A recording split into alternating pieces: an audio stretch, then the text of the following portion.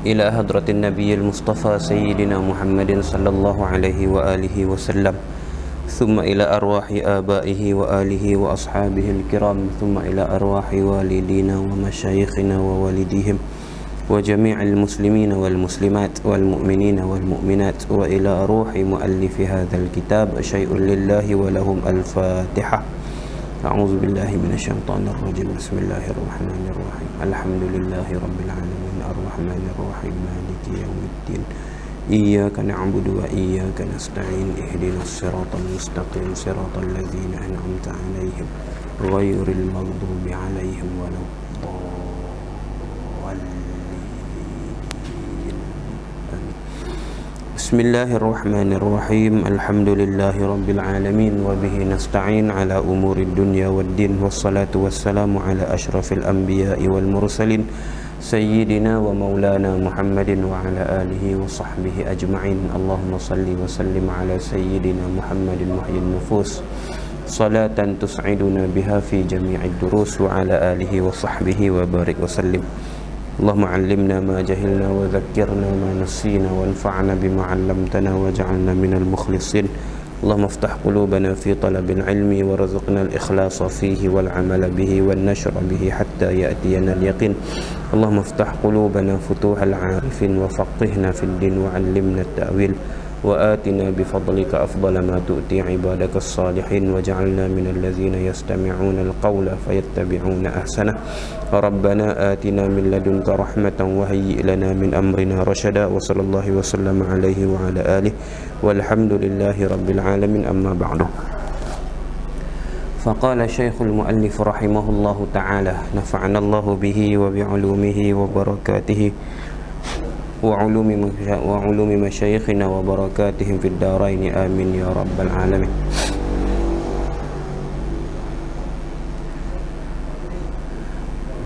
قال الحبيب الفقيه الشيخ عبد الله بن عبد الرحمن بافضل الحضرمي رحمه الله تعالى: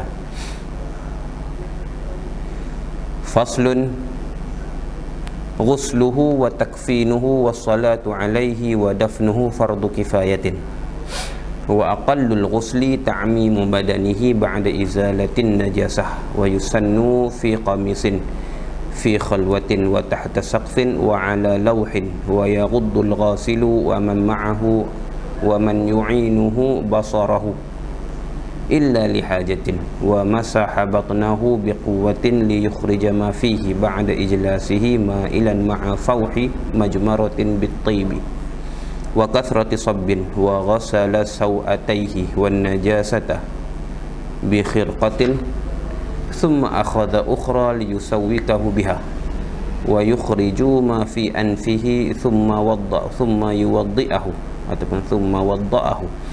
ثم غسل رأسه ثم لحيته بالسدر، ثم غسل ما أقبل منه الأيمن ثم الأيسر، ثم ما أدبر الأيمن ثم الأيسر بالسدر، ثم أزاله، ثم صب الماء البارد الخالص مع قليل كافور من قرنه إلى قدمه ثلاثة، ثم ينشفه بثوب بعد إعادة تليينه، ويكره أخذ شعره وظفره، والأولى أن يغسل الرجال والمرأة النساء، وحيث تعذر غسله أو لم يحضر إلا أجنبي أو أجنبية يمما.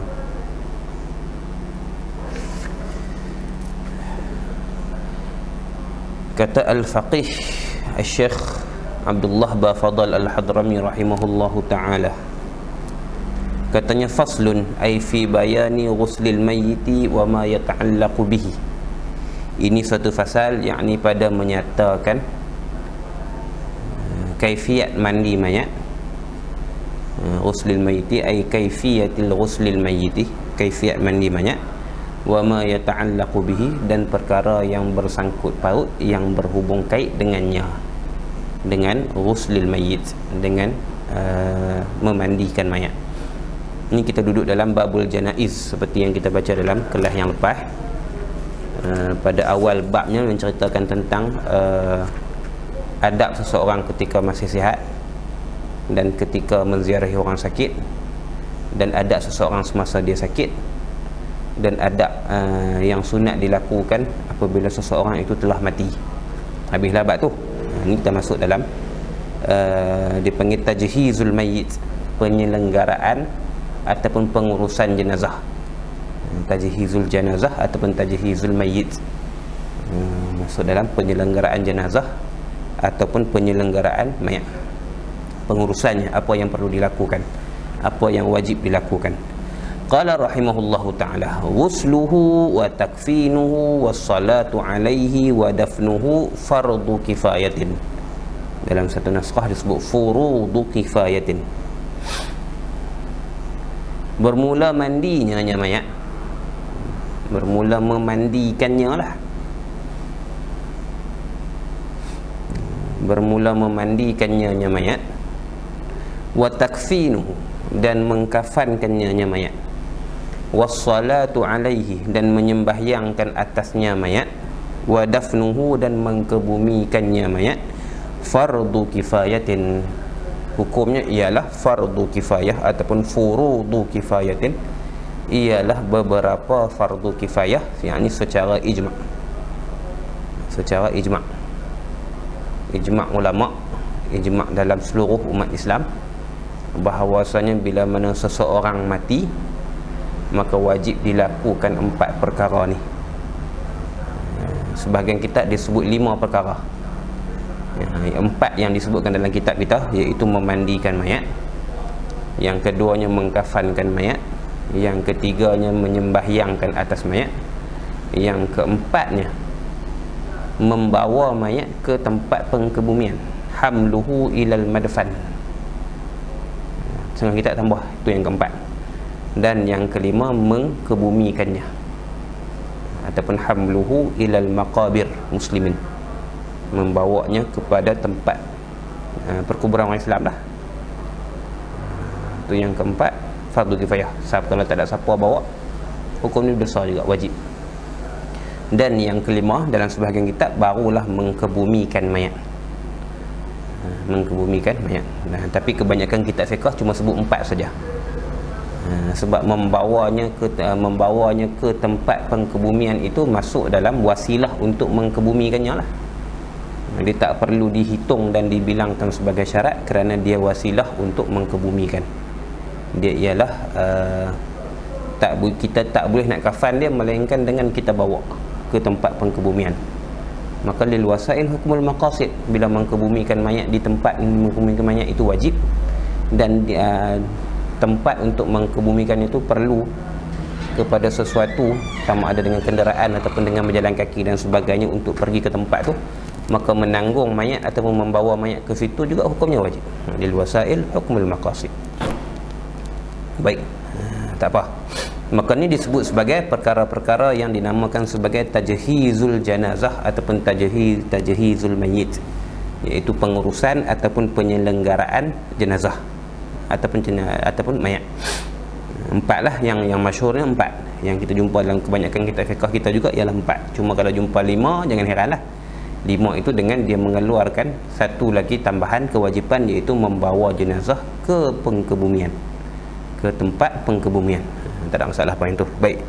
Maka hukum keempat-empat perkara ni, hukum memandikan mayat, hukum mengkafankan mayat, hukum menyembahyangkan atas mayat, dan hukum mengkebumikan mayat ni, hukumnya ialah fardu kifayah. Secara ijma' seluruh ulama Islam bahawasanya dia fardu kifayah. Fardu kifayah atas apa? Atas si mati ke dah? Si mati dah terlepas daripada tanggungan taklif. Dia dah keluar roh, dia dah masuk ke dalam negeri lain, dia dah duduk dalam dunia lain, dia masuk dalam barzakh. Dia tak lagi duduk dan dia tidak lagi berada dalam alam dunia kita ni, walaupun jasadnya masih lagi di dunia, tapi rohnya dah masuk ke alam barzakh. Jadi bukan wajib itu, bukan kewajipan itu di atas dia. Dia dah tak wajib sembahyang, dia dah tak wajib segalanya lah. Kalau ada siapa yang ajnabiah sentuh dia pun tak berdosa, dan sebagainya. Saya kita kami ada sebutan di bawah lah secara tak langsungnya. Kalau keluar najis daripada kemaluannya, contoh selepas daripada diwudukkan dia, maka tak perlu diwudukkan semula, sebab dia bukan lagi mukallaf.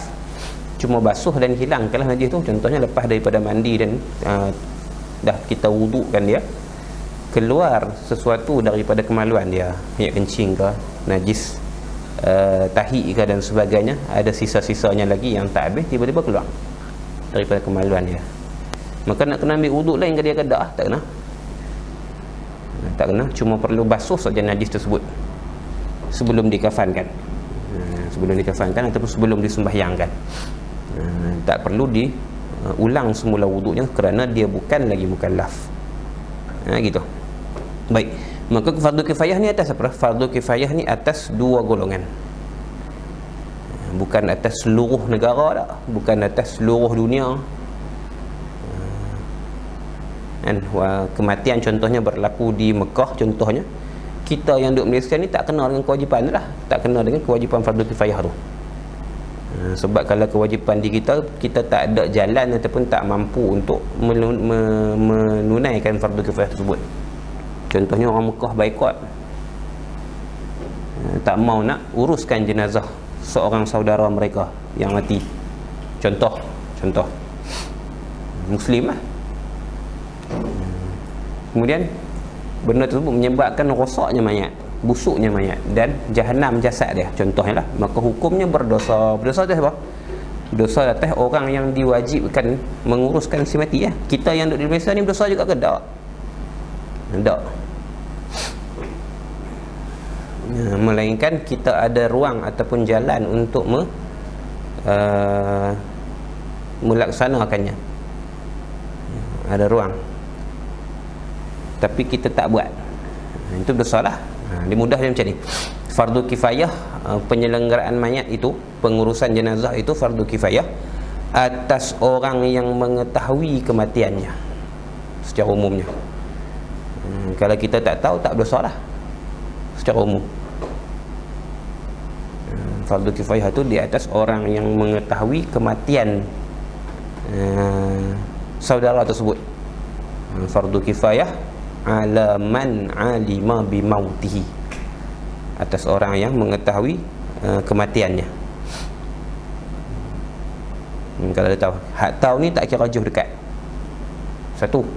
Golongan kedua yang menjadi fardu kifayah atas dirinya bila mana berlaku kematian ialah orang-orang yang hampir dengan si mati, orang-orang yang berdekatan dengan si mati, walaupun dia tak tahu.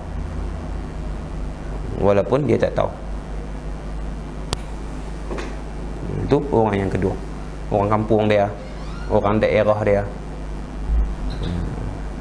orang yang berhampiran dengan si mati lah, jirannya, orang kampungnya, dan orang yang berada dalam daerah tersebut, walaupun mereka tidak mengetahui bahawasanya dia telah mati. Ini dua golongan yang diwajibkan secara fardu kifayah atas mereka untuk menguruskan jenazah. Satu ialah man alima bimautihi, orang yang mengetahui kematian seseorang tersebut walaupun duduk jauh.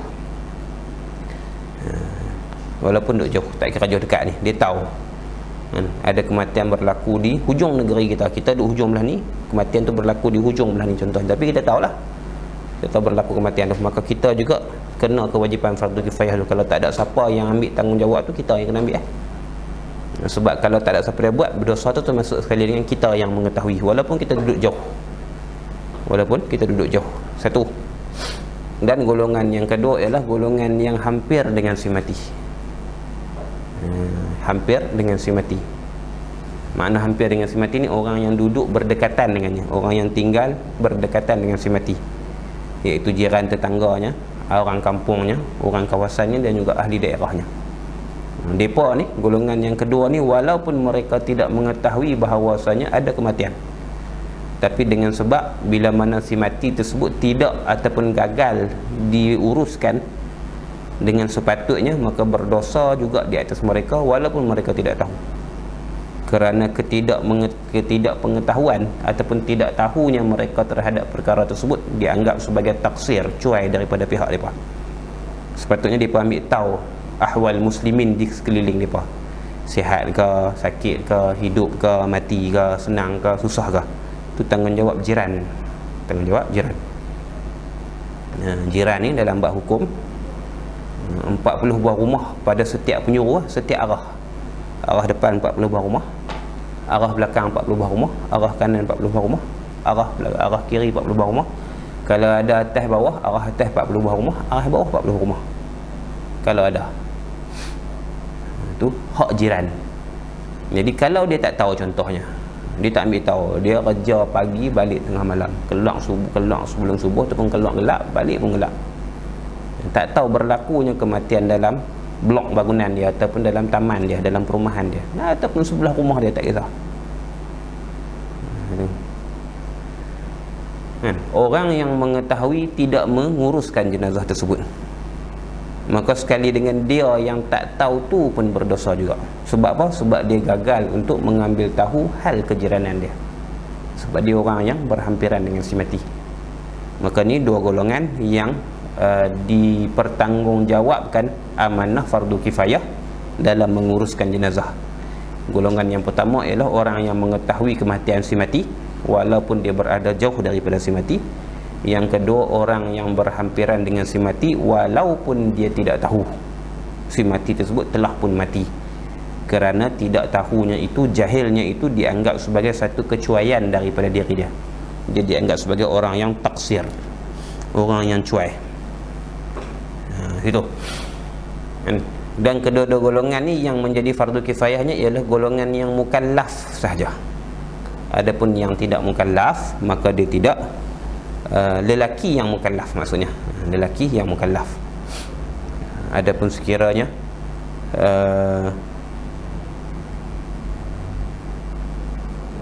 perkara tersebut dilakukan oleh malaikat, contohnya atas qaul yang muktamad dalam mazhab Syafi'i, ataupun orang perempuan, contohnya pengurusan jenazah si lelaki itulah, pengurusan jenazah lelaki itu dilakukan oleh orang perempuan,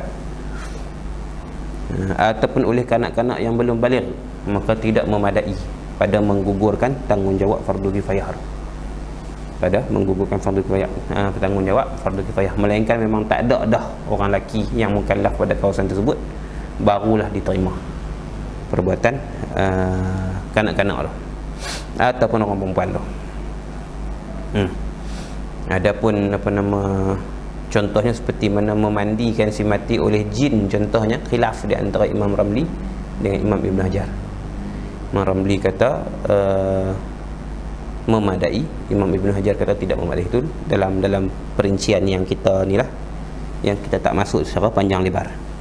Baik, tu perkara yang bersangkutan dengan fardu kifayah.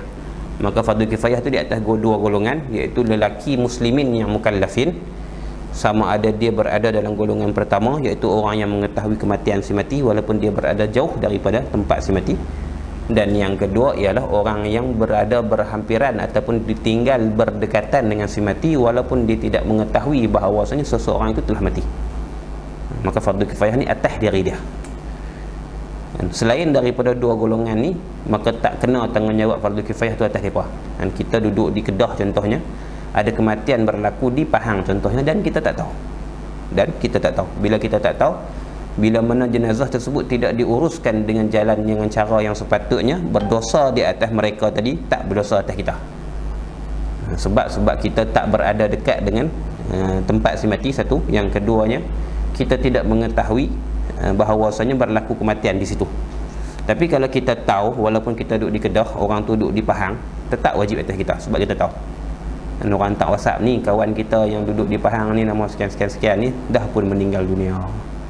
Kemudian kita dah sahihkan dah berita tersebut dengan waris dan sebagainya, maka kewajipan fardu kifayah itu tetap berlaku atas kita walaupun kita duduk jauh. Ni dua golongan yang menjadi penanggung amanah fardu kifayah atas hukum pengurusan si mati, pengurusan jenazah. Itu yang pertama. Dan yang kedua, si mati yang dimaksudkan kat sini, yang wajib ditanam, yang wajib dimandikan, wajib dikafankan, wajib disembahyangkan dan wajib dikebumikan ini, dia ada dua qaid. Ataupun dia ada dua dobit lah, dua dobit untuk lekat, untuk berlakunya perkara yang kita sebut sebagai fardu kifayah ni, si mati tu perlulah ada dua syarat ni. Dan si mati tu mestilah setiap muslim, setiap orang Islam, yang pertamanya ghair syahid. Setiap orang Islam yang ghair syahid. Setiap muslimin, kullu muslimin ghairi syahidin.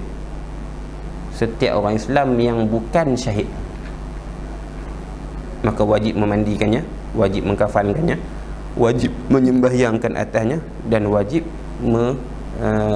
kuburinya, menanamnya, mengkebumikannya. Satu. Yang keduanya, wa ghairi siqtin, dan bukanlah anak yang gugur. Dan bukanlah anak yang gugur. Dua kait itu, kullu muslimin ghairi syahid dan ghairi siqt. Ghairi siqit, bukan muslim, bukan mayat si mati yang muslim lah. Mayat si mati yang muslim, yang bukan matinya itu mati syahid, dan bukan matinya itu mati keguguran. Dia tu gugur lah, bukan dia menggugurkan ataupun keguguran anak daripada dia. Tak. Anak yang gugur, anak yang lahir secara gugur, hak tu tak ada kewajipan yang empat ni. Mungkin ada 3 kewajipan, mungkin ada 2 kewajipan, mungkin ada 1 kewajipan. Tapi kalau cukup 2 syarat ni, dia bukan syahid, muslim yang bukan syahid, lagi pula dia bukan gugur, mati dengan sebab gugur dan sebagainya, maka wajib 4 perkara ni ke atas orang yang berkaitan yang kita sebutkan tadi. Maka bila sebut kata setiap muslim, si mati itu mestilah orang Islam, maka keluar daripada kata orang Islam tu ialah orang yang kafir. Orang yang kafir ada 2 kategori. Satu kafir harbi, yang keduanya ialah kafir selain daripada kafir harbi. Kafir harbi dan selain daripada kafir harbi. Maka kalau kafir harbi, maka tak wajib dilakukan sesuatu pun ke atasnya. Tak wajib mandikan, tak wajib dikebumikan, haram disembahyang, tak wajib dimandikan, tak wajib dikafankan, haram disembahyangkan, dan haram mengkebumikannya di perkuburan orang Islam. Bahkan harus boleh dibiarkan saja. Itu kalau kafir harbi. Kafir daripada golongan mereka yang menentang Islam secara terang-terangan, orang yang ada kebencian terhadap Islam dan menunjukkannya secara terang-terangan.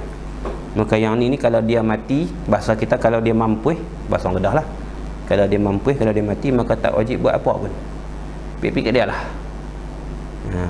Setengah-setengah kitab, bahkan setengah-setengah guru sebut biasanya boleh lempak mayat dia tu di perdu pokok, ataupun boleh diberikan makan kepada binatang, anjing dan sebagainya. Ada sebagian kitab sebut lagu tu. Tok guru kita sebut boleh lempak di perdu pokok, bagi dia reput itu, bagi jadi baja itu. Itu kalau kafir harbi. Adapun selain daripada kafir harbi, maka wajib mengkebumikannya. Kafir yang tidak diketahui bahawasanya semasa hidup dia memusuhi Islam secara terang-terangan, dia selain pada harbi lah, dia orang yang baik dengan orang Islam, orang yang muamalahnya bagus dengan Islam, muayasyahnya, kehidupannya seharian bersama orang Islam pun bagus dan sebagainya. Kalau dia mati, kalau tak ada siapa tanam dia, kita wajib tanam. Semayang ke dia tak boleh lah, mandi ke dia tu harus, mengkafankan dia tu harus. Yang wajibnya tanam, wajib menghormatinya, wajib menanamnya. Tu bagi kafir selain daripada harbi. Habis tu maka masuk dalam kita punya qaid untuk menjadikan kewajipan 4 perkara ni atas orang yang hidup, ialah mayat itu mestilah mayat muslim. Kalau kafir harbi, maka tak wajib satu apa pun. Kalau kafir selain pada kafir harbi, maka wajib mengkebumikannya sahaja. Habis. Dan yang dimaksudkan dengan selain syahid itu ialah selain syahid akhirat, selain syahid dunia dan syahid dunia akhirat. Syahid kita bincang, syahid ada 3 kategori. Satu syahid dunia akhirat, dia panggil syahid ma'rakah, syahid peperangan. Maka yang ni tak wajib di lakukan keempat-empat perkara ni. Saya kita bincanglah hukumnya. Yang dimaksudkan kat sini ialah 2 jenis syahid daripada 3. Syahid ada 3 jenis. Yang dimaksudkan kat sini ialah 2 jenis daripada 3 jenis tu. Saya kita bincangkan, iaitu yang masuk dalam yang dikatakan bukan daripada orang yang syahid itu ialah sama ada dia syahid ma'rakah, syahid dunia akhirat, ataupun syahid dunia saja. Adapun orang yang syahid akhirat, maka wajib dimandikan, maka wajib dilakukan 4 perkara macam orang lain. Hukum orang yang mati secara syahid akhirat, contohnya orang yang mati kerana sakit perut, orang yang mati kerana kebakaran dan sebagainya, orang yang mati kerana tenggelam, orang yang mati kerana mati terkejut dan sebagainya. Kita bincanglah. Hukumnya seperti mana orang biasa, walaupun dia dihukumkan sebagai syahid, tetapi syahid akhirat tak masuk dalam kita punya qaid. Yang masuk dalam kita punya qaid hanyalah syahid dunia akhirat, ataupun disebut sebagai syahid ma'rakah, syahid peperangan.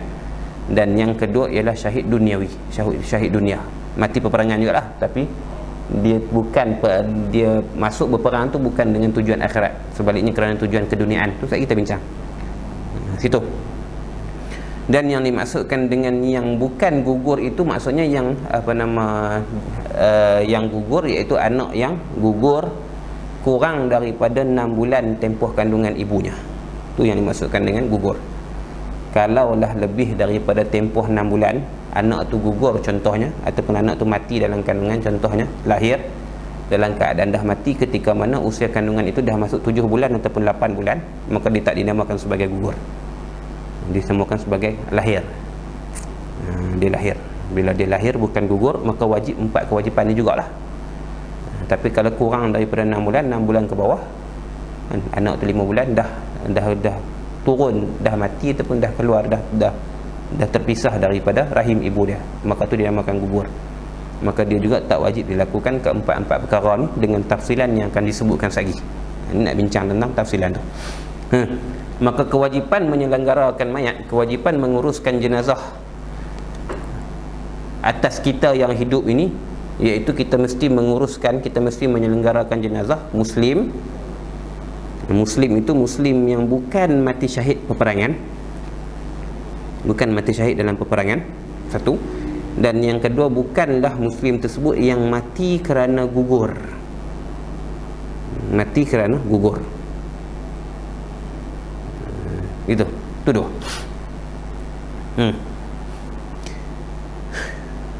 Baik, maka hukum orang yang mati dengan panjanglah, maka hukum orang yang mati secara syahid ni berbeza daripada ada yang kena 3 perkara, ada yang kena 2 perkara, ada yang kena 4 perkara, berdasarkan kepada pembahagian jenisnya. Syahid, kematian yang dikatakan sebagai mati syahid itu terbahagi kepada 3 jenis. Terbahagi kepada 3 jenis. Yang pertamanya dipanggil syahid dunia akhirat. Syahid dunia akhirat. Apa makna syahid dunia akhirat? Iaitu orang yang berperang, orang yang mati dalam peperangan menentang kufar. Orang yang mati dalam peperangan menentang kufar, dan niatnya itu, niat masuk berperang itu kerana Allah. Niat masuk berperang itu kerana Allah, maka ini dipanggil syahid dunia akhirat, ataupun disebut sebagai syahid ma'rakah. Syahid ma'rakah, syahid peperangan. Orang yang macam ni, hukumnya tidak dimandikannya. Tidak dimandikannya, haram kita mandikan dia. Melainkan kalau ada najis pada badannya selain daripada darah dia, maka itu wajib dibersihkan. Sekalipun membersihkan najis tersebut menyebabkan hilangnya darah, tak apa. Tapi kalau ada darah saja, ataupun ada kotoran-kotoran yang bukan najis, maka haram dibersihkan. Haram dibersihkan, haram dimandikan. Haram dimandikan. Dia cuma boleh dibasuh tempat-tempat yang badannya yang terkena najis dan sebagainya. Kemudian barulah dilakukan perkara yang seterusnya. Dia haram dimandikan. Yang keduanya, dia tidak disembahyangkan ke atasnya. Orang yang mati syahid tak perlu disembahyangkan, tak perlu sembahyang jenazah ke atasnya. 2. Yang perlu ialah mengkafankannya dan mengkebumikannya. maka dia wajib 2 daripada 4 perkara. Wajib dilakukan ke atasnya 2 daripada 4 perkara. Yang wajib dilakukan ialah mengkafankannya. Mengkafankannya itu dengan pakaian dia, walaupun pakaian itu berlumuran dengan darahnya. Kalau tak celuih pakaian dia tu untuk menutup jasad dia, barulah ditambah dengan pakaian yang lain, dengan kain yang lain untuk menutup jasadnya. Dan yang wajib ke atas kita apabila menguruskan jenazah yang mati syahid ialah mengkebumikannya. Adapun memandikan jenazah yang mati syahid maka tidak dibenarkan, tidak boleh dimandikan ataupun tidak wajib dimandikan. Yang wajibnya hanyalah membersihkan najis yang ada pada badannya, dan tidak boleh disembahyangkan ke atasnya. Tidak disembahyangkan ke atasnya. Ni orang yang mati syahid dunia akhirat. Maka kita tak mandikan jenazah yang mati syahid tersebut kerana mengekalkan kesan kesyahidan tu, darah tu lah, atas diri dia.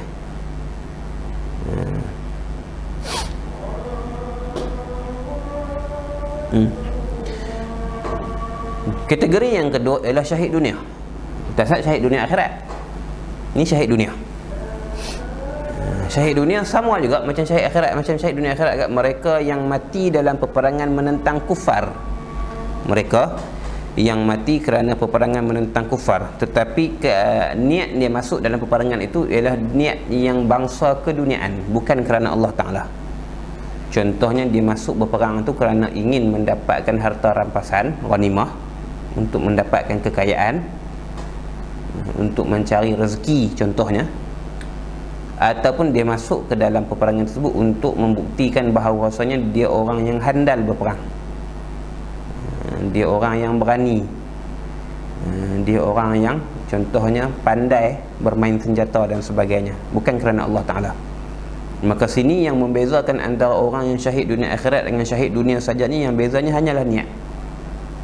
Lokasi-lokasi yang sama, peristiwa-peristiwa yang sama, keadaan juga keadaan yang sama, iaitu mereka ni sama ada syahid dunia akhirat ataupun syahid akhirat, syahid dunia saja ni orang yang mati berperang menentang kufar, orang yang mati dalam peperangan menentang kufar, menentang orang kafir. Kemudian sama ada dia syahid dunia akhirat ataupun syahid dunia saja, itu serah pada Allah. Sebab niat tersebut tidak dapat kita ketahui secara pasti. Pembezaan di sini ialah perbezaan pada niatnya. Perbuatan-perbuatan yang sama, lokasi perang, lokasi yang sama contohnya dan sebagainya, semua sama. Yang membezakannya hanyalah niat. Maka dengan niat tersebut kadang-kadang dia mati tersebut jadi mati syahid dunia akhirat, kadang-kadang jadi syahid dunia saja. Maka disebutkan dia sebagai syahid duniawi, syahid kerana syahid dunia, kerana di akhirat nanti, di pada masa kiamat nanti ni, Allah tidak akan memberikannya pangkat syahadah. Pangkat ataupun kelebihan sebagai orang mati syahid itu tidak diberikan kepadanya. Di dunia ni kita iktiraf dia sebagai orang yang mati syahid, tetapi di akhirat nanti dia tidak akan diberikan kelebihan seperti mana orang yang mati syahid, seperti mana yang dijanjikan oleh Allah Subhanahu Wa Taala. Kerana matinya itu bukan kerana Allah, sebaliknya kerana tujuan keduniaan. Hukumnya hukum macam tadi lah, macam orang yang mati syahid dunia akhirat juga lah. Sebab kita tak dapat nak bezakan yang mana syahid dunia akhirat dan yang mana syahid dunia saja. Tak ada beza. Sebab yang membezakannya hanyalah pada niat. Maka macam orang yang mati syahid dunia akhirat, orang yang mati syahid dunia ini wajib 2 perkara, tak wajib 2 perkara. Tak wajib memandikannya, tak wajib menyembahyangkannya, wajib mengkafankannya, wajib mengkebumikannya, seperti mana orang yang syahid dunia akhirat. Orang yang syahid dunia akhirat. Ini kategori yang kedua. Kategori yang ketiga. Sebelum daripada kita masuk kategori yang ketiga, antara syarat nak disebutkan sebagai syahid ma'rakah ni, ataupun syarat nak disebutkan sebagai syahid yang tak wajib mandi, tak wajib sembahyang ni, syarat dia yang pertama berdasarkan kepada takrifnya, iaitu mestilah matinya tu dalam peperangan. Satu, matinya tu sebab perang, bukan mati sebab dia sakit jantung dalam peperangan, tak.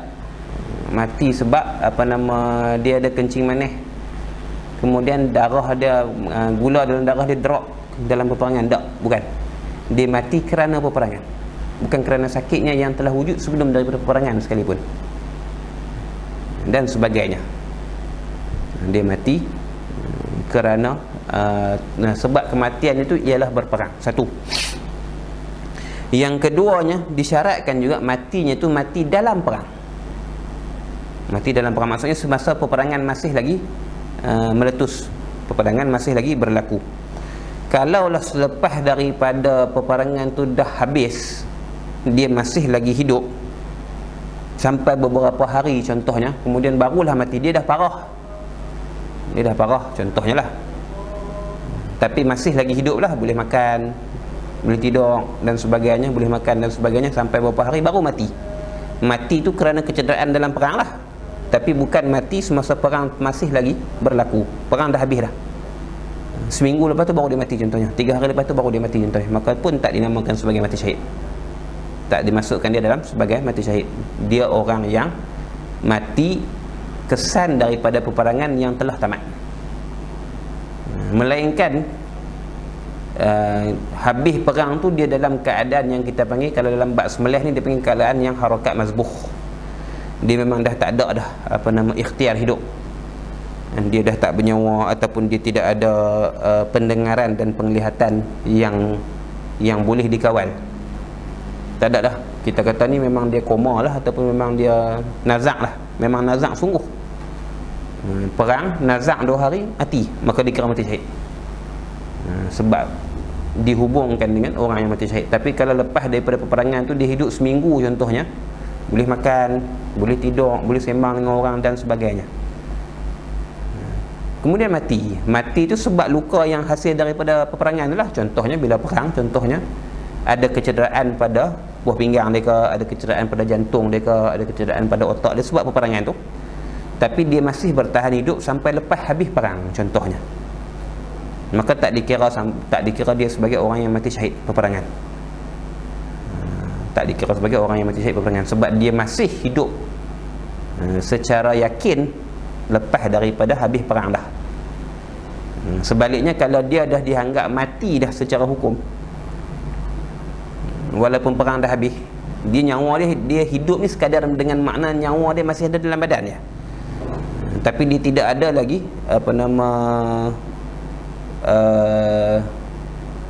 dia panggil kawalan atas badan dia, tak ada lah. Pendengaran dia, penglihatan dia bukan lagi yang ikhtiari, tak dengar dah apa orang kata, tak boleh nak tengok dah apa yang sepatutnya boleh tengok dan sebagainya, nak bercakap pun tak boleh dan sebagainya. Cuma nyawa saja tak keluar daripada badan. Kemudian selang 2-3 hari lepas dah habis peperangan baru dia mati, maka dikira sebagai mati syahid. Itu syarat yang kedua. Syarat yang ketiga dinamakan juga mati syahid ni, mestilah peperangan itu peperangan menentang kufar, menentang orang kafir. Kita disebut dalam takrif tadi berulang, iaitu orang yang mati dalam peperangan menentang kufar, menentang orang kafir. Ini syarat, barulah dikira sebagai orang yang mati syahid. Kalaulah peperangan tersebut menentang bukan kufar, selain kufar, contohnya peperangan di antara muslimin dengan muslimin, contohnya peperangan di antara golongan pemerintah, tentera pemerintah dengan kelompok pemberontak buruh, golongan pelampau muslimin, tapi perang sama-sama Islam lah, perang sama-sama Islam, maka tak dikira sebagai syahid. Tak dikira sebagai syahid. Maksud tak dikira sebagai syahid ni, tak dilakukan hukum yang kita sebutkan tadi ni. Bukan dia tidak lagi masuk dalam kategori orang yang wajib 2 perkara, tak wajib 2 perkara, tak wajib 4 perkara. Hukum dia mungkin syahid di sisi Allah. Contohnya tentera kita muslim berperang dengan warga negara kita juga yang muslim, tapi warga negara tersebut warga negara yang memberontak, ataupun bergaduhan di antara 2 kumpulan dalam Islam dalam negara tersebut, muslimin belah ni pun muslimin, belah ni pun muslimin. Sama ada pihak kedua-duanya berada atas jalan yang betul, ataupun satu pihak betul, satu pihak salah, ataupun dua-duanya salah, tak kira. Tapi kalau dia bukan peperangan melawan kufar, maka tak dihukumkan dengan orang yang mati dalam peperangan tersebut sebagai orang yang mati syahid. Tak cukup syarat. yang nak dinamakan sebagai orang yang mati syahid dan dapat hukum yang kita sebutkan ini hanyalah orang yang mati dalam peperangan menentang kafir sahaja, menentang kufar sahaja. Habis tu 3 syarat. 3 syarat. Yang pertamanya, dia mati dengan sebab perang. 1. Yang keduanya, dia mati semasa peperangan. 2. Ataupun lah yang kita sebutkan tadi, ataupun selepas pada peperangan, tapi dia keluar daripada peperangan tu dalam keadaan harakat mazbuh, dalam keadaan dia tidak lagi memiliki kawalan atas diri dia, yang tinggal hanya nyawa dalam badan dia saja. Satu je yang tunggu, tak keluar lagi. Dan yang ketiga, syarat yang ketiga, mestilah peperangan tersebut peperangan menentang kufar. Adapun peperangan sesama muslimin, sama ada daripada pihak yang betul ataupun pihak yang salah, tak dianggap orang yang mati dalam peperangan tersebut, dalam pertempuran tersebut, tak dianggap sebagai orang yang mati syahid dunia akhirat ataupun syahid dunia dak. Dia diuruskan jenazahnya seperti mana jenazah orang yang mati di atas katil, sama. Habis. Ni 2 kategori. Kategori yang ketiga, hukum apa nama mengkebumikan orang yang mati syahid dengan pakaiannya yang berlumuran dengan darah tu hukumnya sunat, dengan syarat tidak ada najis lain lah. Tidak ada najis lain daripada darahnya pada pakaian dia. Kalau ada najis lain pada darahnya pada pakaiannya, contohnya ada nanah kat pakaian dia ke, ada tahi kat pakaian dia, yang tu wajib dibersihkan lah, sama ada dipotong ataupun dibersihkan. Tapi mengkebumikannya dengan pakaiannya yang berlumuran dengan darah tu hukumnya sunat. Hukumnya sunat.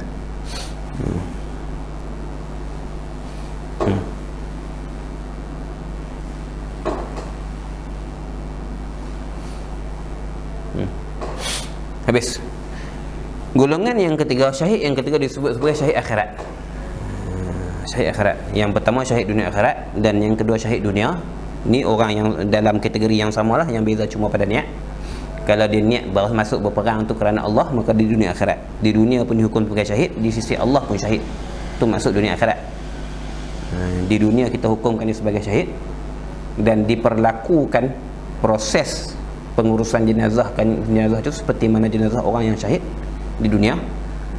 Dan di sisi Allah juga dia termasuk dalam golongan-golongan yang syahidin, golongan orang yang syahid. Maka tu nama dia syahid dunia akhirat. Berarti di dunia diiktiraf sebagai syahid, di akhirat kelak pun Allah akan berikan kepadanya kelebihan orang yang syahid seperti mana yang dijanjikan oleh Allah Subhanahu wa taala. 1. Golongan yang kedua ialah golongan syahid dunia saja. Artinya di dunia mendapat pengiktirafan sebagai golongan yang syahid, tapi tidak dikira sebagai orang yang syahid di sisi Allah. Dengan makna di akhirat kelak dia tidak akan diberikan keistimewaan yang dijanjikan kepada orang yang syahid oleh Allah Subhanahu wa taala, kerana matinya itu, berperangnya itu bukan kerana Allah. Tapi kita dunia ni, hak dunia ni kita tak nampak niat tu. Maka kita perlakukan dia, kita uruskan dia seperti mana pengurusan orang yang mati syahid lah. Tu syahid dunia. 2. Golongan yang ketiga, kategori syahid yang ketiga dia panggil syahid akhirat. Apa makna syahid akhirat? Di dunia ni bukan syahid. Di dunia ni dilakukan pengurusan jenazah macam orang biasa. Tetapi di akhirat kalau Allah akan berikan dia ganjaran dan juga kelebihan seperti mana orang yang syahid, seperti mana yang dijanjikan oleh Allah Subhanahu wa taala. Ini dipanggil syahid akhirat. Dunia ada. Iaitu mereka yang mati dengan beberapa sebab yang telah ditentukan dan digariskan oleh nas. Nabi bagi tahu, kadang-kadang Allah bagi tahu, Nabi bagi tahu bahawasanya orang yang mati kerana sebab sekian-sekian tu maka hukum dia syahid. Orang yang mati kerana sekian-sekian sebab ni maka hukumnya syahid. Maka tu dikira sebagai syahid akhirat. Sebagian ulama membilangkannya sampai kepada 70 sebab syahid akhirat ni. Mati dengan salah satu daripada 70 sebab, maka dia dapat hukum mati syahid. Tapi syahid akhirat saja. Di dunia kita yang hidup ni menguruskannya seperti mana jenazah orang biasa. Maka golongan yang ketiga ni, orang yang syahid akhirat ni wajib buat 4 perkara tu lah. Macam orang biasa, wajib dimandikannya, wajib dikafankannya, wajib disembahyangkan ke atasnya, dan wajib dikebumikannya. Contohnya orang yang mati kerana melindungi nyawanya ataupun kerana melindungi hartanya daripada sesuatu yang salah. orang yang nak rompak dia ke, orang nak samun dia ke, orang yang nak buat tak elok dekat diri dia ke, orang yang nak buat tak elok kepada anak bini dia ke, maka dia lawan. Maka lawan tersebut membela dirilah, membela dirinya, membela anak bininya, membela keluarganya, membela harta bendanya, mati dengan sebab tu, maka dikira sebagai mati syahid. Orang masuk rumah kita contohnya, orang masuk rumah, bukan rumah kita lah, siapa-siapa lah, orang masuk dalam rumah dia dengan tujuan nak merompak contohnya, tujuan nak merompak, ataupun tujuan nak buat benda tak elok kepada ahli keluarganya contohnya, maka dia lawan orang tersebut. Lawan orang yang masuk tu mungkin dengan pisaunya, dengan kayunya, dengan pistolnya, macam-macam lah. Dan hasil daripada peristiwa tersebut dia mati. Dalam pergelutan tersebut dia mati. Mati kena belasah ke, mati kena tikam ke, mati kena pukul ke, mati kena apa, matilah. Tapi mati tu kerana memelihara nyawanya, kehormatannya, kehormatan ahli keluarganya, ataupun memelihara hartanya. Mati. Maka dia dikira sebagai orang yang syahid akhirat. Orang yang syahid akhirat. Ataupun orang yang mati sakit perut. Sakit perut. Dia panggil mabtun. Mati kerana sakit di dalam perutnya, pun mati syahid. Seperti mana yang dinaskan, yang disebutkan oleh Nabi SAW dalam hadis. Antaranya lagi orang yang mati tenggelam, lemah, mati lemah, al-gharib, mati lemah. Begitu juga dengan al-hariq, orang yang mati terbakar. Kebakaran berlaku di rumah mereka, di kereta mereka dan sebagainya, mati dengan sebab tu, maka dia syahid. Dia syahid. Dia tak pergi perang pun dia dapat fadilat syahid. Tapi syahid tu dipanggil syahid akhirat. Di sisi Allah dia orang yang syahid. Di dunia kita ni kita lakukannya seperti mana orang yang mati biasa. Banyaklah. Antaranya lagi orang yang mati kerana ditimpa, jatuh terhempak sesuatu. Orang yang mati tanpa ada sanak saudara, mati di perantauan. Dia pergi seorang, mana-mana hala dia seorang, tak ada siapa dia kenal dia, tak ada adik-beradik dia, mati seorang-seorang dia. Dipanggil gharib. Man mata ghariban. Orang yang mati secara merantau, duduk seorang-seorang, tak ada adik-beradik dia, tak ada kenalan dia, tak ada orang-orang yang dekat dalam hati dia, tak ada semasa dia mati tu. Dia pergi mana-mana lah, dia pergi berjalan ke, dia pergi urusan kerja ke apa ke, tempat lain, negara lain, mati. Maka dia juga dikira sebagai orang yang mati syahid. Orang yang mati syahid, tapi syahid akhirat saja. Dan orang yang dibunuh secara zalim pun dia juga orang yang mati sebab sakit taun pada zaman wabak, mati pada zaman wabak pun syahid. Orang yang mati dalam menuntut ilmu, orang yang mati dalam menuntut ilmu, walaupun dia mati di rumah dia, walaupun dia mati dalam tidur. Para penuntut ilmu contohnya mati, dia bukan, kalau dia tak kisahlah dia kerja ke tak, tapi dia mati dalam menuntut ilmu. Bukan ketika dia mengaji tak, bukan mesti ketika macam kita dalam tengah mengaji tak, walaupun dia mati dalam tidur dia, tapi dia dalam zaman masa dia menuntut ilmu, maka dapat juga pahala syahid. Tapi nak dapat status sebagai penuntut ilmu tu kena ikut apa yang ulama kata, sekurang-kurangnya mengaji 8 jam sehari, baru dapat status penuntut ilmu. Sebagian ulama kata sekurang-kurangnya mengaji 6 jam sehari. Sebagian ulama kata mengaji 8 jam sekali, 8 jam sehari. Sebab ada sebagian ulama yang membahagikan masa sehari semalam tu sebanyak 3 masa. Kalau yang membahagikan kepada 3 masa 8 jam lah, 8, 16, 24. Sebagian ulama yang membahagikan masa kepada 4 bahagian sehari semalam, maka 6 jam lah, 6, 12, 18, 24. 1/4 ataupun 1/3 daripada masa harian yang digunakan untuk menuntut ilmu, mengaji, muzakarah, mutalaah, menghafal, berfikir, tafakur dan sebagainya dalam bab ilmu, dapat masa tu ataupun lebih daripada masa yang sepatutnya tu, barulah dia dianggap sebagai penuntut ilmu, walaupun dia kerja, tapi hidup ni bergulumang dengan ilmu. Sebab tu kalau kita kerja kita pun berkaitan dengan ilmu, dalam bidang ilmiah juga, lebih menguntungkan lah, lebih menguntungkan kerja dalam bidang pendidikan contohnya, dalam bidang pengajian juga, dalam bidang agama juga dan sebagainya. Maka boleh lah, boleh, tapi niat kena ikhlas, niat kena ikhlas. Maka bagi seorang penuntut ilmu, kalau cukup syarat dan cukup sifat dia sebagai talabul ilmi, maka kalau dia mati dikira sebagai mati syahid juga. Mati syahid juga. Walaupun dia mati semasa dia tidur, walaupun mati semasa dia aksiden, walaupun dia mati jatuh beliak ke apa, kadang tak kisah. Tapi dia seorang penuntut ilmu, maka dia mati dianggap sebagai mati syahid. Orang yang mati tiba-tiba dipanggil wal mautu talqan, pun dia juga wal mautu talqan, mati terkejut, tak ada apa-apa tengah duduk sehat-sehat elok mati, pun syahid. Berdasarkan kepada hadis. Orang yang mati kerana menahan rindu pun, rindu dia tu membunuh, rindu dalam hatinya membunuh. Dia duduk berkenan kat seseorang tu, tapi dia tak abang lah, dia duduk simpan berkenan dia tu, simpan rindu dia tu sampai mematikan dia, sampai menyebabkan dia mati, pun mati syahid. Dipanggil wal maitu ataupun wal mautu ishqan, mati kerana rindu. Mati kerana rindu tu contoh-contoh. Ada lagi lah yang kita sebut, sebagian ulama sebut sampai 70 jenis kematian yang dimasukkan dalam golongan yang mati syahid. Tapi syahid sini maksud syahid kategori ketiga, iaitu syahid akhirat saja. Hukum di dunia jalan macam biasa. Maksudnya wajib lagi 4 perkara tersebut, wajib dikebumikan, wajib dimandikan, wajib disembahyangkan, wajib dimandikan, wajib dikafankan, wajib disembahyangkan, dan wajib dikebumikan. Itu habis. Tu golongan yang mati syahid. Adapun orang yang gugur pula, as-siqit, anak yang gugur. Macam tadi dah, anak yang gugur iaitu anak yang keluar daripada perut ibu dia sebelum daripada sempurna 6 bulan kandungan. Alladhi kharaja min batni ummihi qabla tamami 6 ashhur. Anak yang keluar daripada perut ibunya, daripada rahim ibunya sebelum daripada cukup 6 bulan usia kandungan, maka dinamakan sebagai gugur.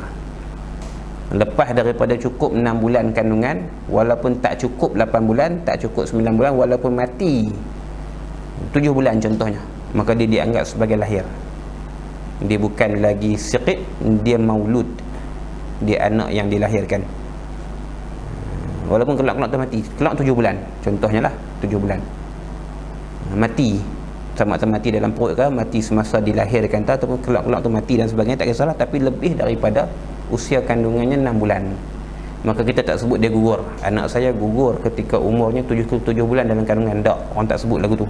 Hukum tidak mengiktiraf seumpama tu.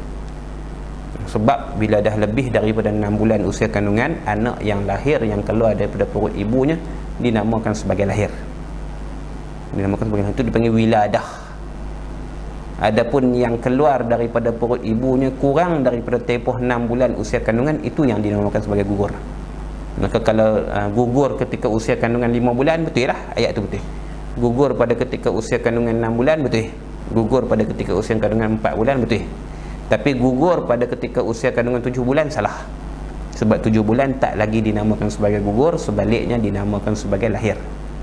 Dia kena sebut anak tersebut lahir, mati semasa dilahirkan ataupun ketika lahir, selepas daripada berada dalam kandungan ibunya selama 7 bulan, baru betul. Gitu. Maka hukum anak yang gugur ni, bila sebut kata gugur mesti kurang daripada 6 bulan, lekat situ. Lekat situ. Bila sebut kata gugur, mesti anak tersebut gugur dengan maksud keluar daripada rahim ibu dia, lahir dalam usianya kurang daripada 6 bulan. Bila itu sebut gugur, itu yang dimaksudkan. Maka anak yang gugur ni, dia ada hukumnya yang tersendirilah melihat kepada keadaan situasi dia, iaitu 3 situasi ataupun keadaan hukum bagi anak yang gugur ni. Ahwalus siqit salasah.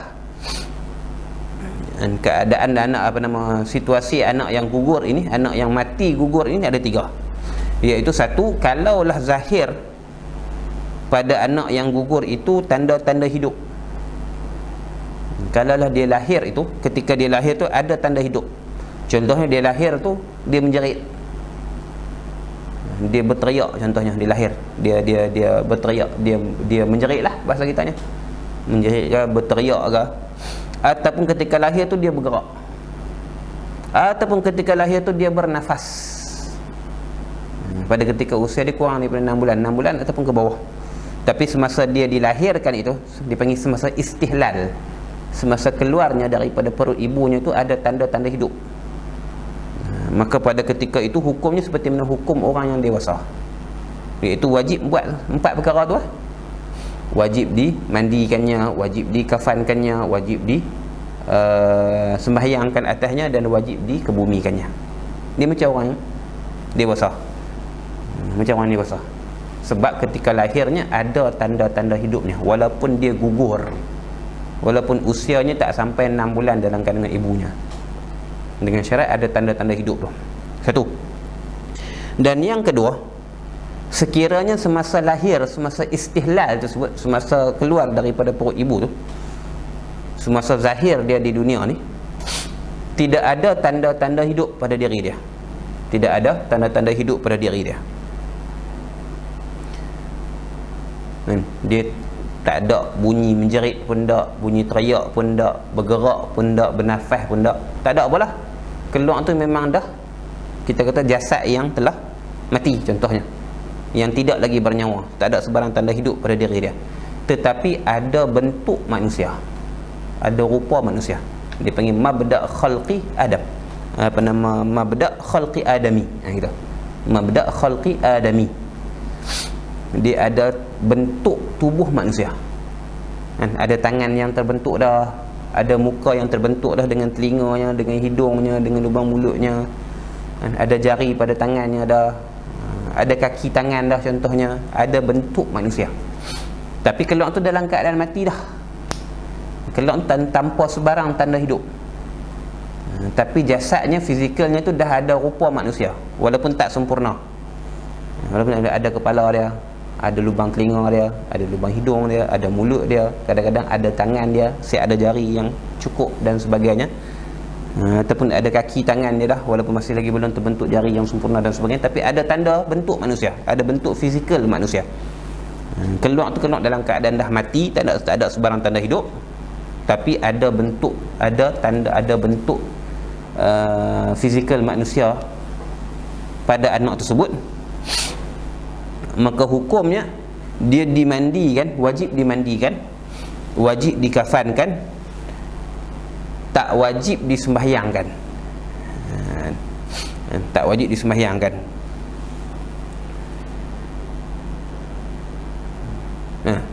Dia wajib dimandikan, wajib dikafankan, tak wajib disembahyangkan. Adapun dalam bab kafan, dalam bab kebumi, khilaf di antara Imam Ibn Hajar dengan Imam Ramli dalam masalah yang kedua ni.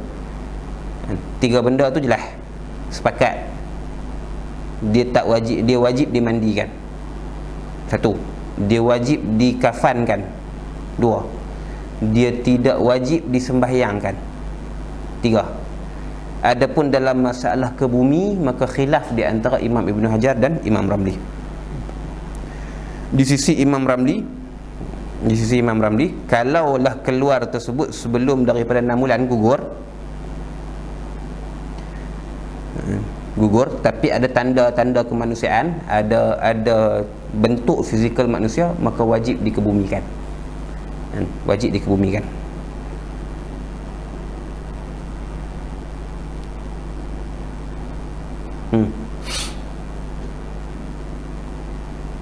Itu di sisi Imam Ramli.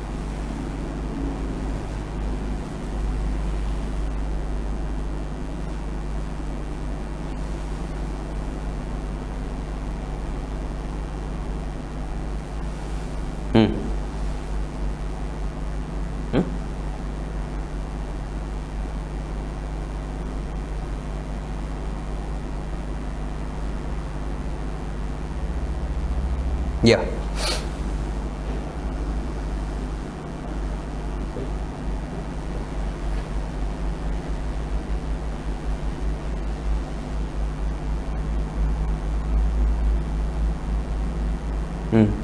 Apa nama, mutlaqan. Di sisi Imam Ramli mutlaqan, anak yang lahir kurang daripada 6 bulan mutlaqan, sama ada tanda hidup ataupun tak ada tanda hidup, sama ada apa nama, ada fizikal manusia ataupun tidak ada fizikal manusia, maka di sisi Imam Ramli tak wajib disembahyangkan, tapi wajib 3 perkara. Ini mutlaqan di sisi Imam Ramli. Adapun di sisi Imam Ibn Hajar, masalah dia macam yang kita tafsirkan tadi. Kalau ada tanda hidup, maka wajib 4 perkara. Kalau tak ada tanda hidup, maka wajib 3 perkara saja, dengan syarat adanya bentuk fizikal manusia. Adanya bentuk fizikal manusia. Gitu. Saya penin. Ingat masalah gelak. Di sisi Imam Ramli, Imam Ramli mentafsirkan masalah sama ada dia keluar sebelum daripada 6 bulan ataupun lepas daripada 6 bulan. Situ saja. Sebelum daripada 6 bulan ataupun selepas daripada 6 bulan. Kalau sebelum daripada 6 bulan, maka wajib 3 perkara daripada 4 perkara. Wajib 3 perkara daripada 4 perkara. Tak wajib disembahyangkan saja. Tak wajib disembahyangkan saja. Adapun keluar lebih daripada 6 bulan, maka wajib 4 perkara je biasalah. Adapun di sisi Imam Ibn Hajar, tafsilannya macam yang disebutkan tadi. Kalaulah lahir kurang daripada 6 bulan tapi ada tanda hidup, wajib 4 perkara. Kalaulah lahir kurang daripada 6 bulan tak ada tanda hidup tetapi ada bentuk fizikal manusia, wajib 3 perkara. Yang tak wajibnya sembahyang. Gitu. Itu cara nak letak bagi betul. Dan keadaan yang ketiga, anak yang gugur tersebut tidak ada padanya bentuk kejadian manusia. Tidak zahir bentuk kejadian manusia. Dan dia memang tak ada tanda hidup lah. Kemudian dah lah tak ada tanda hidup, tak ada bentuk fizikal manusia langsung. Nak kata muka pun tak ada, nak kata tangan pun tak ada, nak kata kaki pun tak ada, nak kata wajah pun tak ada, nak kata jari pun tak ada.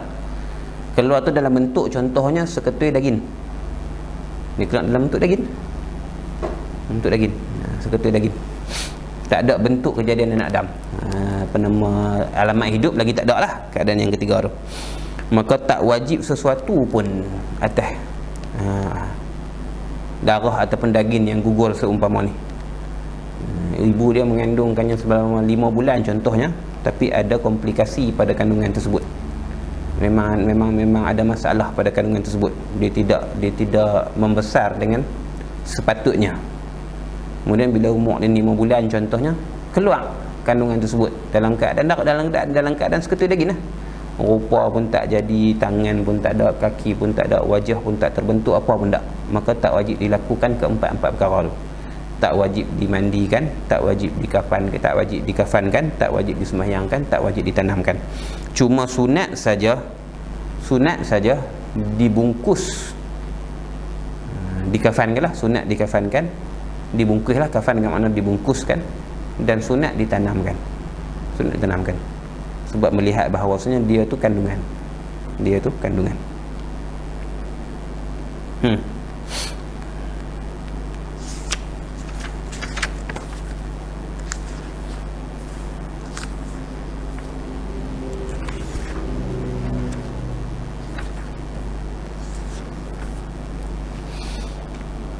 Habis. Selesai. Tu apa nama, sikit sebanyak yang berkaitan dengan siapa yang wajib kita lakukan 4 perkara ni sekiranya dia mati, dan siapa yang tak wajib kita lakukan 4 perkara ni sekiranya dia mati ataupun dia lahir ke dunia ni dalam keadaan telah pun meninggal dunia dan sebagainya. Qala rahimahullahu ta'ala, wa aqallul ghusli ta'mimu badanihi ba'na izalatin najasah.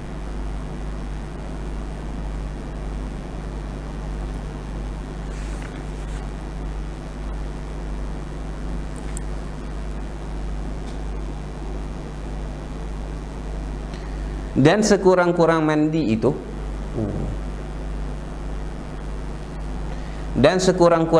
itu, ta'mimu badanihi,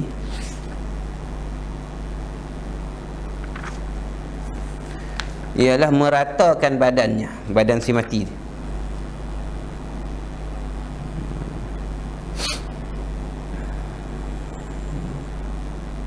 meratakan badannya, badan si mati. Meratakan tu yakni dengan air lah. Ta'mimu badanihi ay bil ma', dengan air, ba'da izalatin najasati, selepas kemudian daripada menghilangkan najis yang ada pada badannya, daripada menghilangkan najis yang ada pada badannya. Maka meratakan air itu yang diwajibkan ialah sekali. Itu yang wajib. Yang wajibnya sekali. Maka itu yang difardukan. Paling kurang lah meratakan badannya marrah sekali. Sebab itulah juga kewajipan seperti ke atas orang yang hidup. Maka dengan yang si mati juga lebih aula lah. Orang mati pun mandi badan sekali je melalukan air ketika mandi wajib, tak kena mandi ber-3-4 kali. Maka yang si mati pun hukumnya sama, lebih aula bagi si mati lah. Sebab si mati tak ada taklif terus. Maka dikatakan memandikan itu bila mana meratakan seluruh badannya dengan air walaupun hanya sekali, dan itulah sekurang-kurang wajib. Sekurang-kurangnya yang afdal, yang sempurnanya dia akan bincang lah.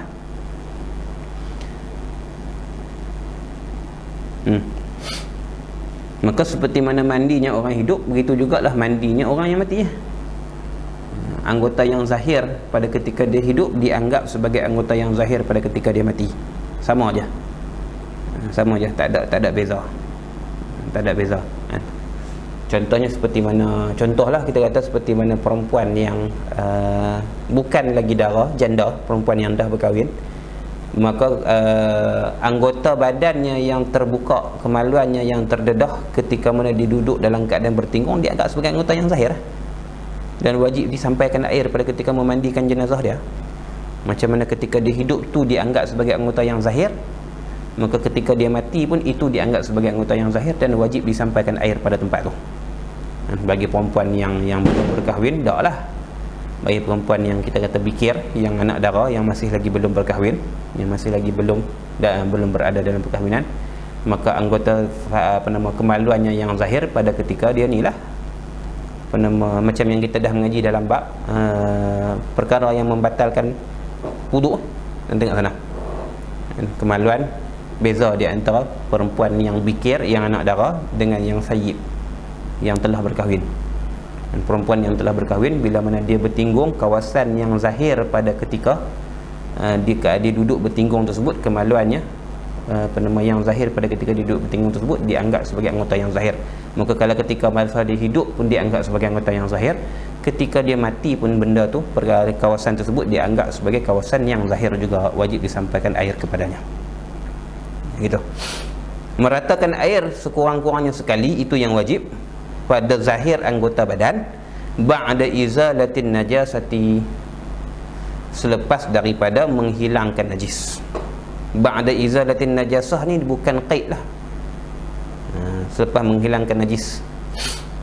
Dia bukan qaid, dia cuma sunat saja. Sunat menghilangkan najis terlebih dahulu sebelum daripada memandikan mayat. Sunat ni sekiranya kalau kita mandi, curahan air kita menghilangkan najis bersamanya, sunatlah hukumnya. Tapi kalau kita curah air najis tu tak pi, najis aini tu ada juga pada badan dia, kalau kita curah air pun, maka pada ketika tu wajiblah menghilangkan najis dulu. Ditafsir seperti mana tafsiran dalam bab basuh kain yang najis. Apa? Ni kita mandi mayat, nama dia basuh jugalah. Kita basuh badan mayat lah, tapi kita tak panggil lah basuh sebab kita kenakan air pada seluruh anggota badan dia. Itu beza antara mandi dengan basuh, seperti yang telah kita bincangkan pada bab mandi dulu. Basuh anggota yang tertentu ataupun juzuk tertentu, itu nama dia basuh. Sama ada pada badan, kalau pada manusia yang dikatakan basuh ni bila tidak meratai seluruh badan, itu nama basuh. Tangan saja ataupun sekerat pinggang saja, itu nama basuh. Ataupun pada selain daripada manusia, itu nama basuh. Kain, basuh kereta, basuh motor, basuh kasut, basuh pinggan dan sebagainya. Maka selain pada manusia nama dia basuh. Dan untuk yang bernyawa, sama ada manusia atau binatang dan sebagainya, maka yang dikatakan basuh tu bila mana kita mengenakan air pada sesetengah anggota badan. Adapun bila mana kita mengenakan air pada seluruh anggota badan, maka tu nama dia mandi. Benda yang sama aja. Benda yang sama. Kita tak katalah mandi pinggan, kita panggil basuh pinggan. Tapi kalau kita basuh tangan, kita tak kata mandi tangan, kita panggil basuh tangan. Itu beza dia antara tu dah kita sebut dah dalam bab mandi dulu. Maka ni pun samalah. Bagaimana Allahumma salli ala sayyidina Muhammad, seperti mana orang yang membersihkan najis yang ada pada pakaian dia ataupun yang ada pada tangan dia, pada badan dia.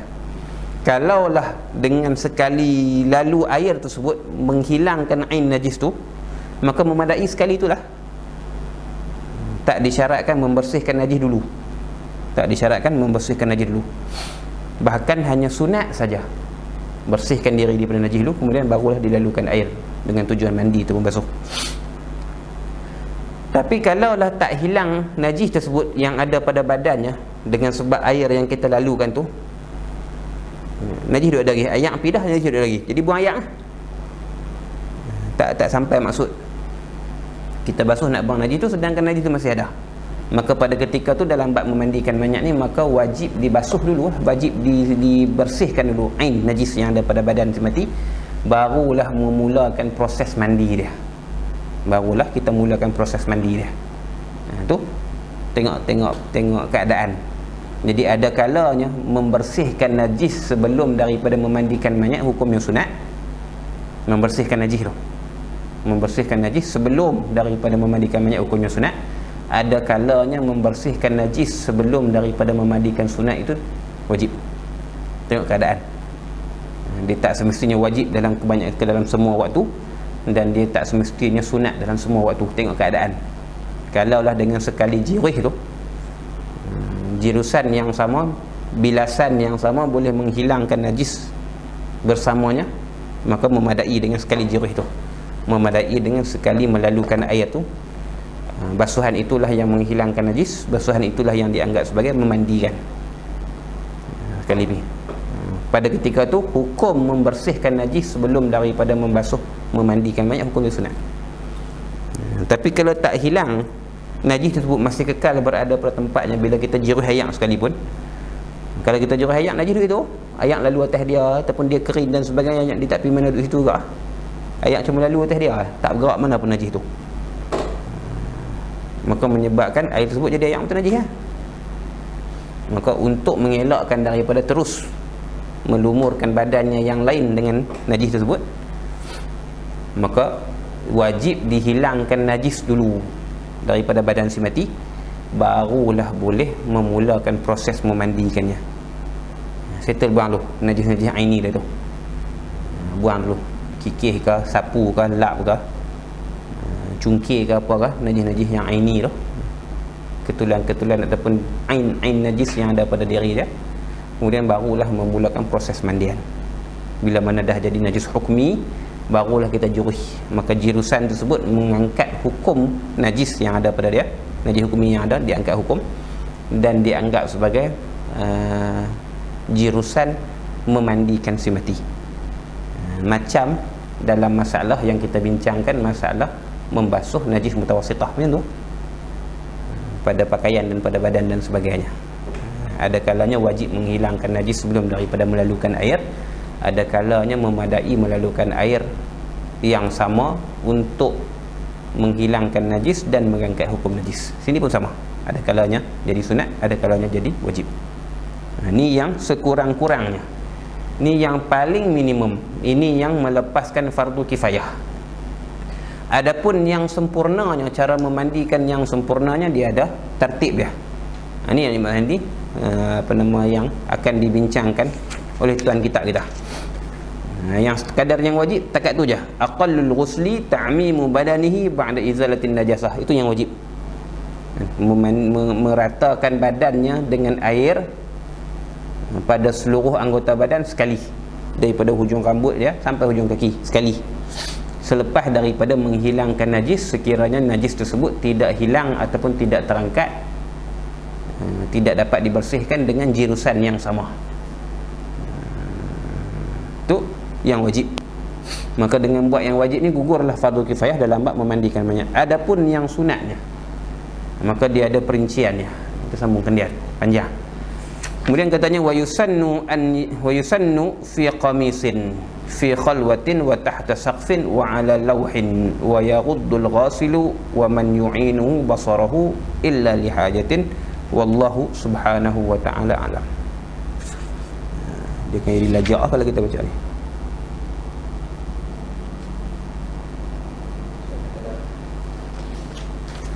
Wallahu a'lam. Subhanakallahumma wa bihamdika asyhadu an la ilaha illa anta astaghfiruka wa atubu ilaik.